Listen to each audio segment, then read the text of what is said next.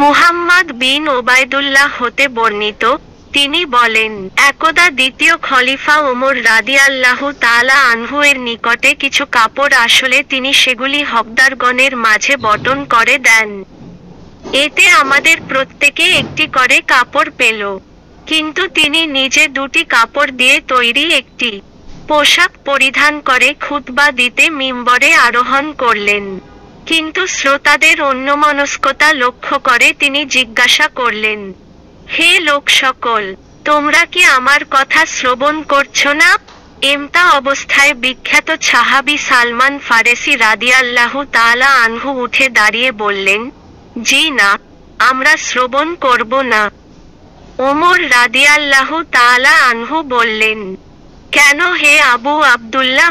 তিনি বললেন, আপনি আমাদেরকে একটি করে কাপড় দিয়েছেন, অথচ আপনি পরিধান করেছেন দুই কাপড়ের বড় পোশাক। ওমর রাদিয়াল্লাহু তাআলা আনহু বললেন, ব্যস্ত হয় না হে আবু আব্দুল্লাহ।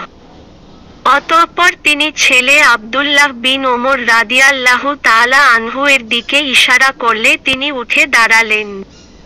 অতঃপর ওমর রাদিয়াল্লাহু তাআলা আনহু বললেন, আমি আল্লাহর কসম করে জিজ্ঞেস করছি, আমার পোশাকে যে অতিরিক্ত কাপড় রয়েছে সেটা কি তোমার নয়?